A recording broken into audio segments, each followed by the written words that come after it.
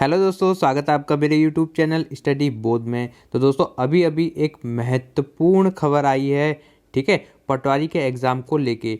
तो इस वीडियो से आपको कंफर्म हो जाएगा कि आपका पटवारी का जो एग्ज़ाम है वो 12 फरवरी को होगा या नहीं होगा। तो दोस्तों बहुत इंपॉर्टेंट है, वीडियो को बिल्कुल भी स्किप ना करें और वीडियो को लास्ट तक जरूर देखना।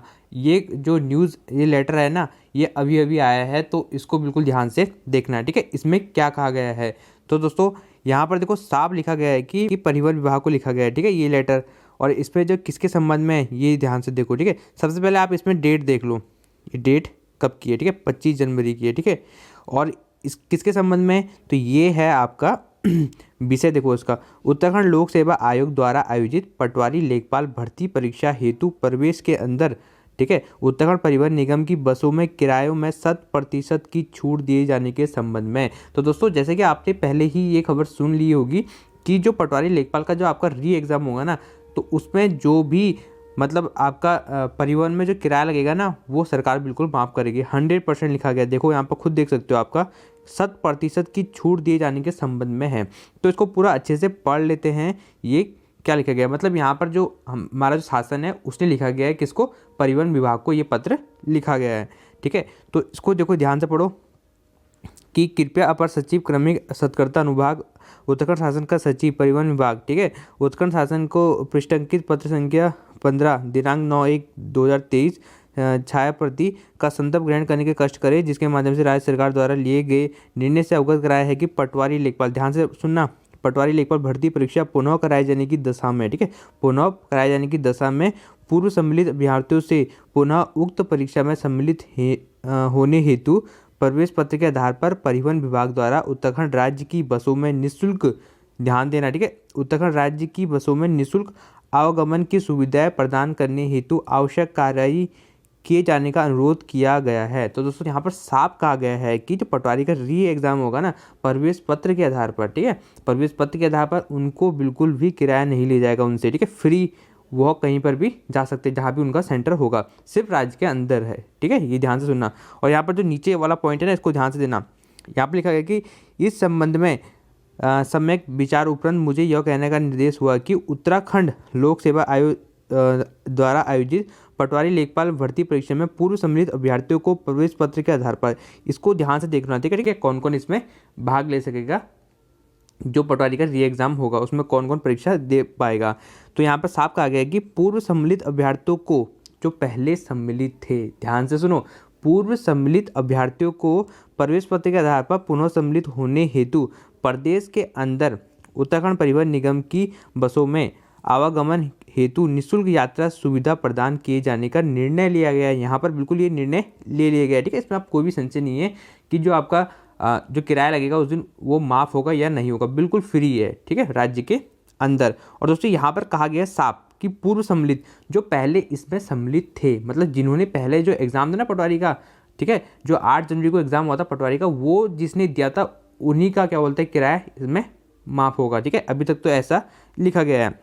और साथ ही उक्त सुविधा के फलस्वरूप आने वाले जो व्यवहार की प्रतिपूर्ति शासन द्वारा की जाएगी। साफ कहा गया है कि जो भी मतलब इसमें खर्चा होगा वो सब शासन करेगी। तो दोस्तों ये काफ़ी महत्वपूर्ण न्यूज़ है, ठीक है, आप सबके लिए, और एक अच्छी खबर भी है क्योंकि अब जो है आपका जो किराया है ना वो बिल्कुल भी आपका नहीं लगने वाला, क्योंकि बहुत दूर सेंटर रहते हैं, ठीक है। किसी का सेंटर जो पिथौरागढ़ से देहरादून भी गया है, ठीक है, कोई देहरादून से पिथौरागढ़ भी आया है, मतलब दूर सेंटर आप कह सकते हो, ठीक है। तो किराया बहुत ज़्यादा लगा है, तो सरकार ने ये बहुत अच्छा कदम उठाया है। तो दोस्तों नीचे यहाँ पर लिखा गया है साहब, ठीक है, यहाँ पर हमारे जो सचिव हैं उनके यहाँ पर साइन हुए हैं, ठीक है। तो दोस्तों ये खबर है, ठीक है। तो दोस्तों इससे ये कंफर्म हो जाता है, अब इससे क्या कंफर्म होता है, तो दोस्तों इससे ये साफ साफ कंफर्म हो जाता है कि जो आपका पटवारी का एग्ज़ाम है ना वो 12 फरवरी को बिल्कुल कंफर्म है, ठीक है। अब आप समझोगे कि 12 फरवरी तो यहाँ पर कहीं डेट नहीं लिखी गई है, तो दोस्तों देखो अभी से निर्णय ले लिया गया है, ठीक है। जब सरकार को पता है कि 12 फरवरी को आपका एग्ज़ाम है, कन्फर्म है, तभी तो उसने क्या बोलते हैं यह निर्णय ले लिया है। अगर 12 फरवरी मतलब उसमें संशय होता है कि मतलब 12 फरवरी को एग्ज़ाम होगा या नहीं होगा, तो सरकार ऐसा निर्णय अभी क्यों लेती, ये भी तो सोचो। तो दोस्तों ये जो है ना बिल्कुल मतलब आपके लिए मतलब यहाँ पर जो 90% बिल्कुल चांस है ना कि आपका जो एग्ज़ाम है बिल्कुल 12 फरवरी को है, ठीक है। 90% चांस इस लेटर से हो जाते हैं कि आपका जो एग्ज़ाम है बिल्कुल 12 फरवरी को ही है, कोई भी उसमें संशय नहीं है कि वो एग्ज़ाम पीछे जाएगा। तो ये भूल बिल्कुल भी मत करना, ठीक है। आप अपनी पढ़ाई अच्छे से करते रहो, एग्ज़ाम बिल्कुल अपनी निर्धारित तिथि पर ही होगा 12 फरवरी को, क्योंकि आयोग ने भी जब शासन को पत्र लिखा होगा कि 12 फरवरी को हमारा एग्ज़ाम है पटवारी का, तभी क्या बोलते हैं 25 जनवरी को आज ये निर्णय ले लिया। किसने?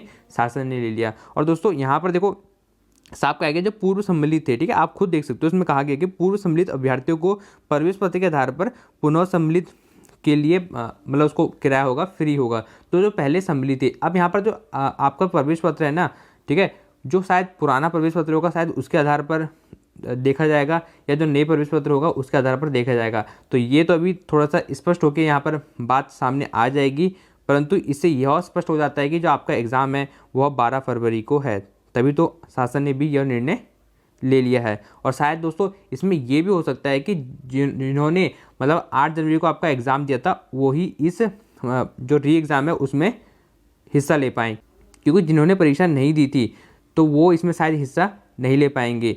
और री एग्ज़ाम में यही होता है कि जिन्होंने परीक्षा दी थी तो वही री एग्ज़ाम दे पाते हैं, क्योंकि कुछ ऐसा भी सुनने में आ रहा था कि आयोग को OMR शीट यहाँ पर उसने चेक नहीं की, तो OMR शीट यहाँ पर चेक नहीं की तो उसे पता नहीं लगेगा कि कौन सा अभ्यर्थी मतलब प्रेजेंट था या अब्सेंट था, परंतु सेंटर से पता चलता है कि वहाँ पर कौन अब्सेंट और प्रेजेंट था। तो आयोग जिस तरीके से भी इसमें निर्णय लेता है, परंतु ज़्यादातर इसमें चांस है कि जो आपके पेपर होगा, ठीक है, उसमें सिर्फ वही अभ्यर्थी बैठेंगे जिन्होंने 8 जनवरी को पेपर दिया था, ठीक है, वही अभ्यर्थी बैठेंगे। जैसे आपका वीडियो PPT का एग्ज़ाम है, ठीक है, तो वो भी तो री एग्ज़ाम हो रहा है ना, ठीक है, वो भी तो आपका री एग्ज़ाम हो रहा है, वो भी तो कैंसिल हुआ था, फिर आपका री एग्ज़ाम हो रहा है, तो उसमें वही अभ्यर्थी सम्मिलित होंगे, क्या बोलते हैं, जिन्होंने परीक्षा दी थी, ठीक है, जिन्होंने वीडियो PPT की परीक्षा दी थी। तो दोस्तों ये क्लियरली यहाँ पर स्पष्ट हो गया है, 12 फरवरी को आपका एग्ज़ाम है, ठीक है। इससे बिल्कुल 90% तो कंफर्म हो गया कि आपका जो एग्ज़ाम है वो आपका 12 फरवरी को ही है। तो दोस्तों ऐसे ही महत्वपूर्ण वीडियो के लिए चैनल को सब्सक्राइब जरूर करना,